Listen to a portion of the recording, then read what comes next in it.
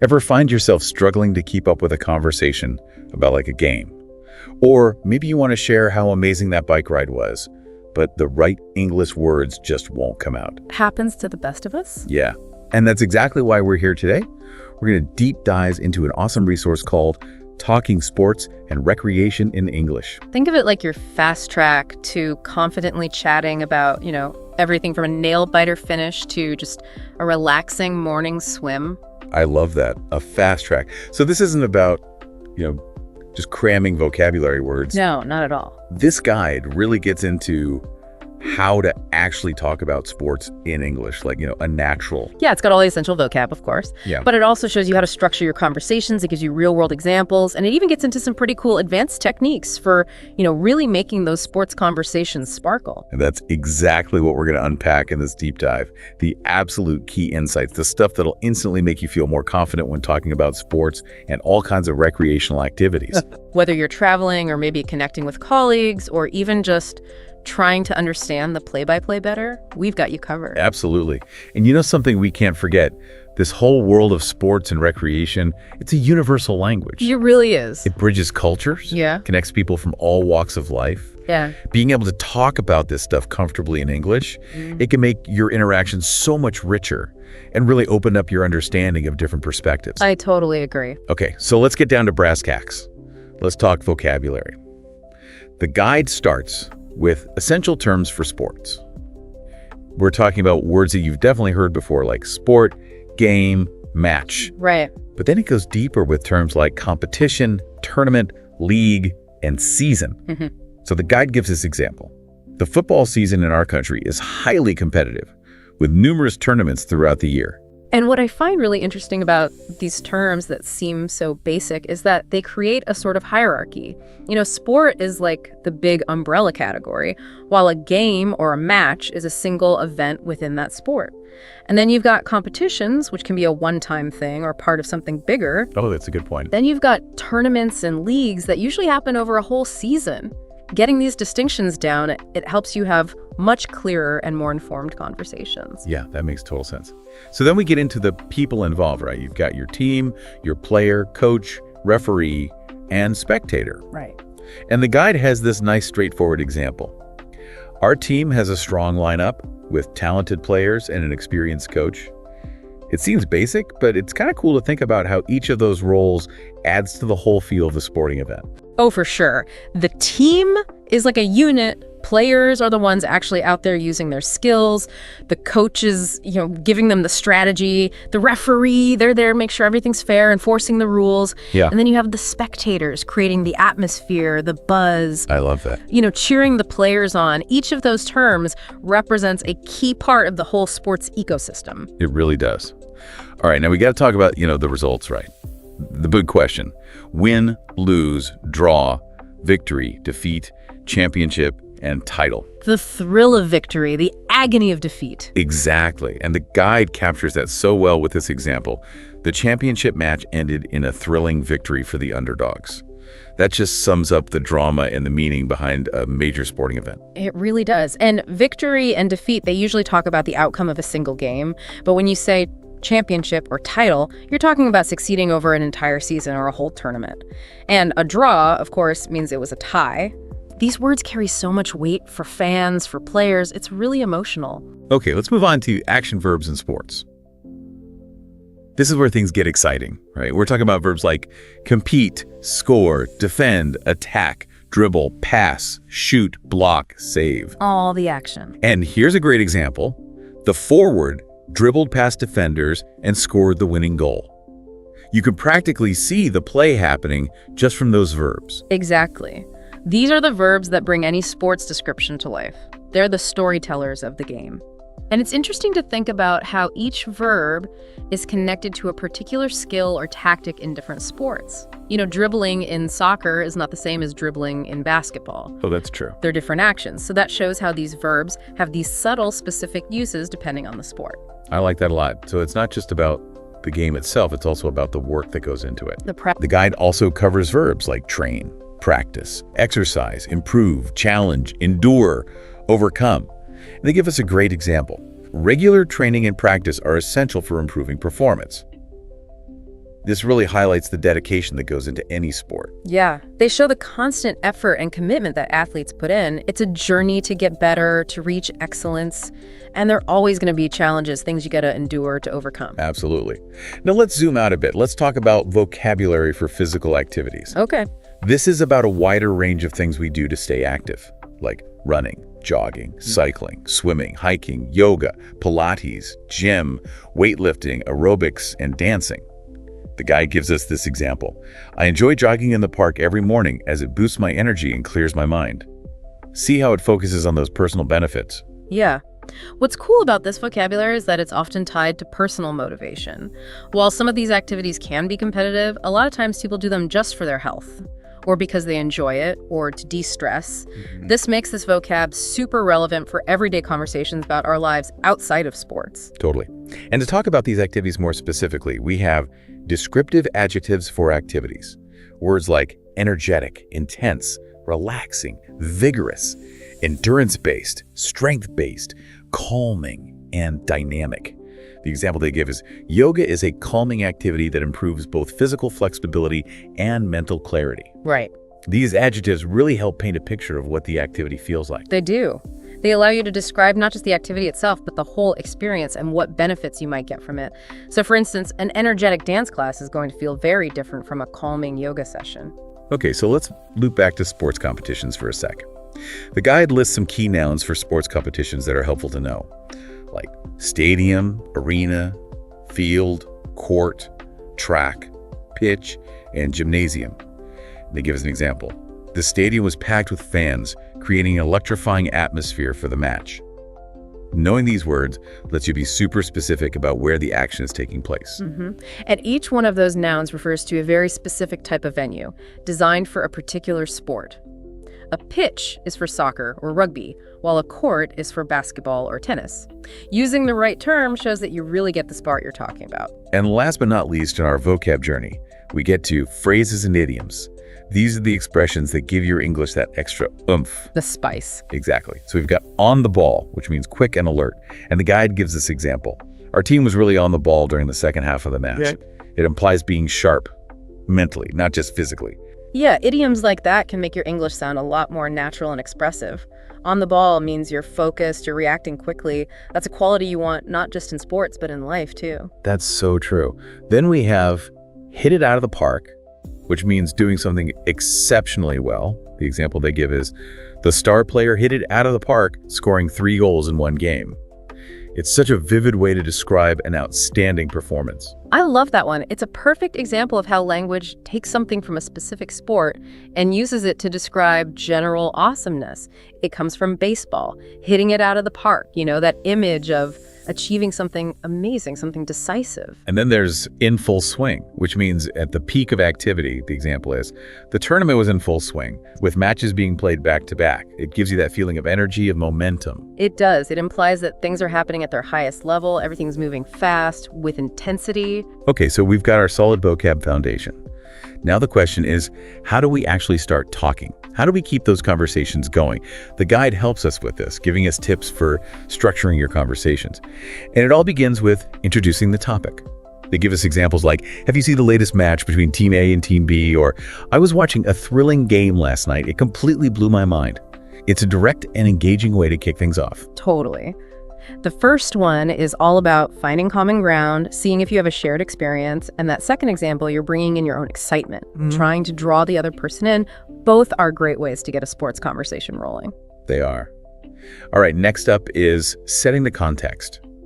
The examples they give are, last weekend, our local team played an intense match that had everyone on the edge of their seats, and I recently started following sport, and the strategies involved are fascinating. This is about getting everyone on the same page, even if they don't know all the details. Giving context is so important for clear communication.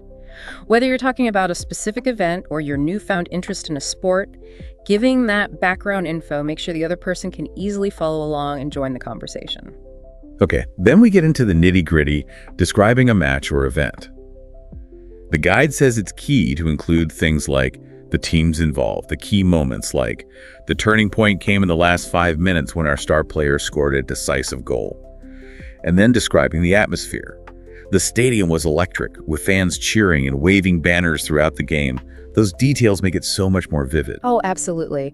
When you use descriptive language that appeals to the senses, it helps the listener feel like they're right there with you experiencing it. You bring up those key moments, you create a sense of drama, and when you describe the atmosphere, you add an emotional layer that makes the whole story more captivating and memorable. And of course, a good conversation is about sharing your thoughts. The guide talks about sharing your opinion. Examples they give. I believe that teamwork was the defining factor in that match. Or, in my opinion, the coaching strategy was innovative and effective, and I was particularly impressed by the resilience of the players. It's all about putting your own perspective out there. Right. And expressing those opinions thoughtfully and respectfully is key for a really engaging conversation. Using phrases like, I believe, or in my opinion, shows that you're offering a viewpoint, not stating a fact. I like that. Which can open up the conversation for more discussion and for people to share their own takes. I see your point. We also have comparative phrases. These are super helpful for highlighting what's different and what's similar. Some examples are, while Team A is known for its offensive play, Team B excels in defense, and unlike last season, this year's tournament has been more competitive and intense. It adds another layer to the conversation. Yeah, comparisons are a really powerful tool for analysis. They let you pinpoint what's unique about teams or events and show how things have changed over time. It shows you have a deeper understanding. And finally, in this section on structuring conversations, we've got expressing preferences, for example. I prefer watching soccer because of its fast-paced action, while basketball offers more strategic plays. And my favorite sport is tennis due to its blend of physical agility and mental toughness. It's all about sharing what you love and why. I think sharing your preferences makes the conversation more personal, and it can help you find things in common with the other person. Absolutely. It's a way to connect on a deeper level, and it can open up conversations about different styles of play or the qualities that you really admire in athletes. Okay, so we've explored the vocab, the structure, and now let's see how it all comes together in practice. The guide does this really well by providing sample conversations.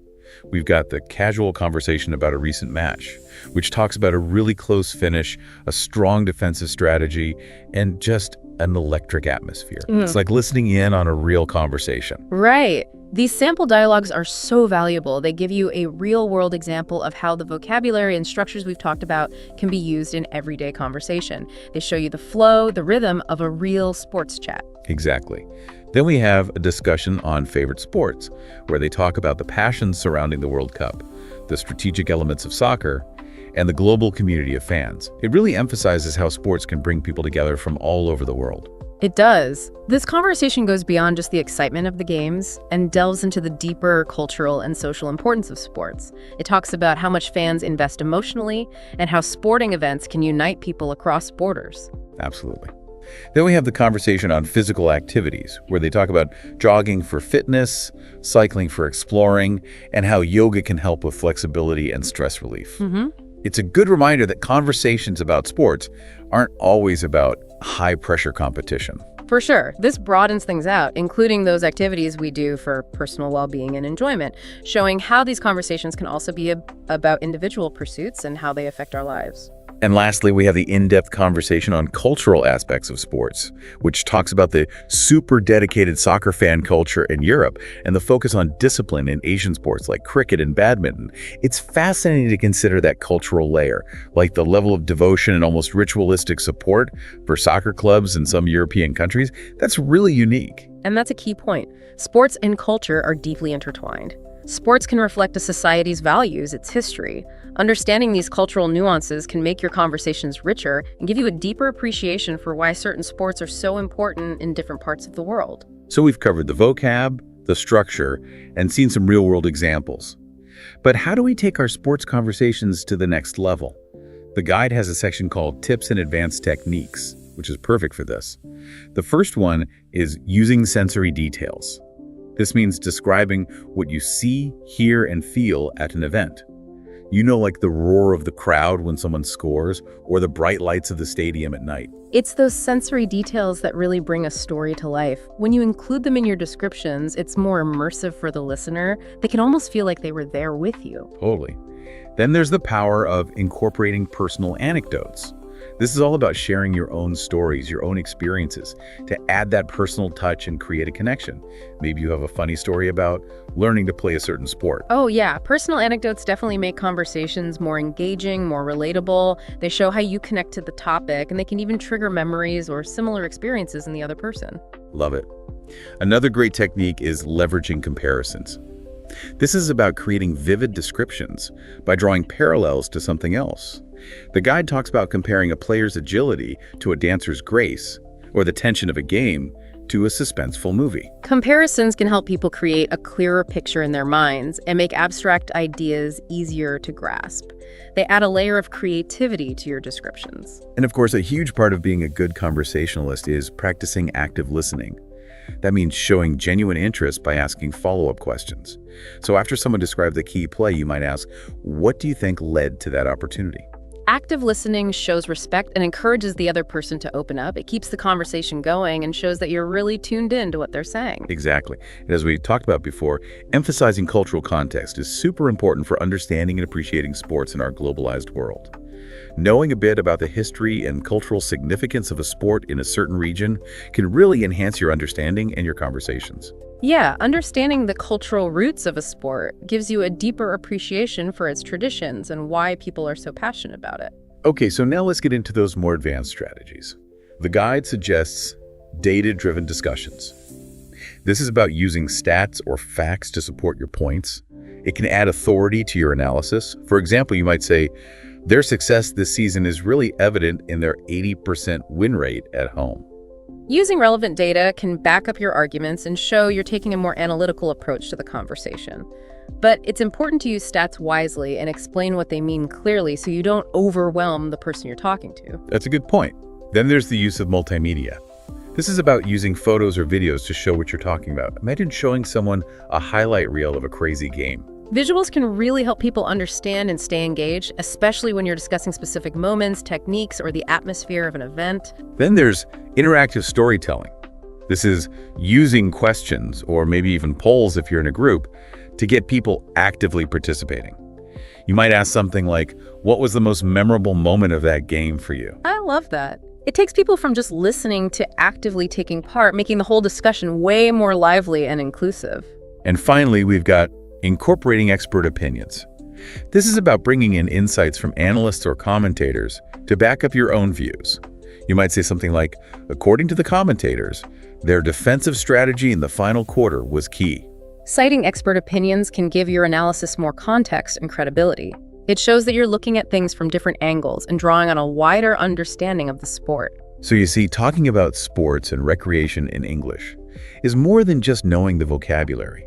It's about weaving those words together, engaging with others, and bringing your own unique perspective to the table. And by getting these key elements from this guide, you, our listeners, are now way better equipped to dive into those conversations confidently. Absolutely. Talking about these things is a fantastic way to connect with people, learn about cultures, and share that love for activities that brings so much joy and excitement to our lives. So think about how you can use these insights in your own interactions. Whether you're chatting with new friends, connecting with people while traveling, or even finding common ground with coworkers. It's all about connection. And it leads to this final thought for you to ponder. Think of a sport or a recreational activity that you really love. How would you describe it to someone who's never even heard of it before? Use the vocab and the techniques we've discussed today. Ooh, I like that. What cultural aspects would you share to give them a richer understanding? That's the challenge for you as you continue your own deep dive into the world of sports and recreation in English. I love it. That's a fantastic way to wrap things up. That's all for today. Thanks for joining us on this deep dive. See you next time.